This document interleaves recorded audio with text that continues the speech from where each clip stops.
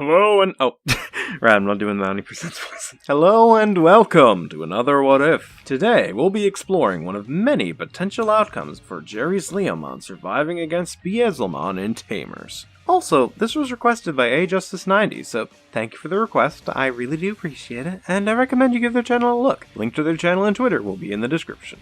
Like always, this isn't me saying that I could do a better job, nor am I saying this is superior to the original. This is all in good fun, and if you find any issues in this What If, absolutely tell me in the comments. So with all that said, let's begin. So we cut back to Leomon's death episode. Beezlemon's about to pierce Leomon's stomach, but Leomon blocks it or stabs the piercer with his knife. Considering he was able to stop Beezlemon's attempted murder of Cubimon, and Beezlemon is not mentally stable to give out all his power at the moment as shown in earlier scenes, it is possible for Leomon to block the attack instead of standing there with his eyes closed as he got pierced like in the OG material. So, alright, Leomon doesn't get turned into a donut. What happens next? Well, Beezlemon breaks away from Leomon, gets out his guns, and smirks. Not my fate. Let's test that! He then aims his guns, but not at Leomon, at Jeri. Luckily, Leomon blocks the attack in time and manages to save Jeri, but the bullets do leave their mark and they knock Leomon out for a bit instead of killing, and Jeri faints due to the shock of her near-death experience, and of course, Leomon saving her life. Beezlemon is about to go for another attempt, but Takato snaps and cue Dark Digivolution like in the original. However, there is now a problem here.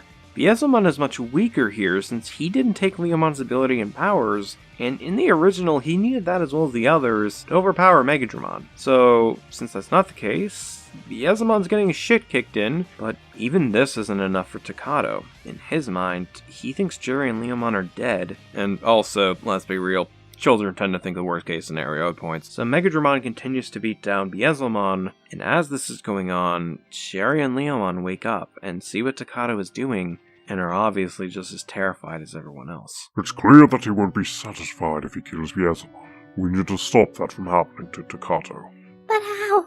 That creature is too strong, and he may not even recognize us. Same with Takato. Jeri, you told me that power is not related to evolution. Is it possible that power can be used to help people instead of destroy?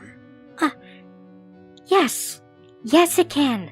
Then let's use that power to protect the people we care about. Beezlemon is barely standing at this point, and Megadramon is about to lay the final blow, but all of a sudden, Megadramon is kicked back by something with the force of a tornado. To Beezlemon's surprise, it's Leomon, but he's changed. He has evolved into Leomon, his ultimate form. Seeing Leomon and Jeri alive and standing shocks Takato, and he stops issuing commands as he begins to reflect on what he did, that Megadramon continues the attack, and attacks the two Digimon in his way, which results in him getting knocked on his ass like in the original, because even though Beezlemon is severely damaged here, Leomon makes up for the power imbalance. So cue the Epiphany scene like in the original, and Matrix Evolution, and once that's done, Leomon just backs off to help out the other Digimon, and Beezlemon is forced to use his bike in a vain attempt to hold off Gallantmon until he gets the power up from Kataramon, and then things realign with the original timeline for a bit, only with Jeri and Leomon being around for more portions of the story. But if Jeri isn't haunted by Leomon's death, what happens with the D-Reaper stuff? Well, he could target Henry's sister instead. Maybe even Takato, considering his actions with the Dark Digivolution stuff in his past. Either way, it basically results in a similar outcome, except for Jeri unlocking her Matrix Evolution last, because obviously she's the least experienced of the group. So how does it happen? Well, while everyone's trying to free the person inside the Discord Reaper, Jeri decides to climb up the creature to save the person trapped inside, but the creature tries to kill her and she's sent falling to the ground, only to be saved by Leomon. But despite the injuries, she still wants to save that person inside the D's Nuts Reaper, commenting that, in a sense, she inherited Leomon's strength and justice, much like how Leomon learned from her. And so, with the two in unison, they unlock the final stage of their evolution, Heavy Leomon. A strong Digimon that also serves in helping people, which I think is a good mix of the two.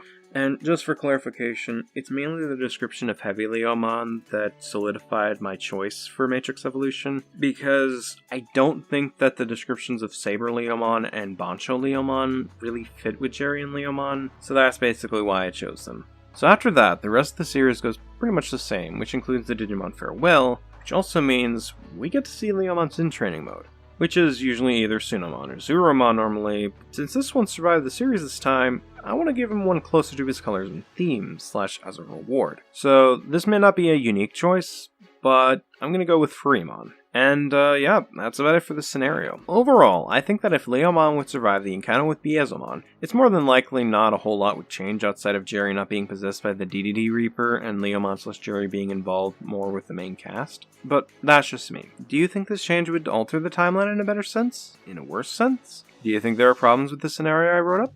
Let me know in the comments below, and until we meet again, I'm David Grimm, and thank you for watching.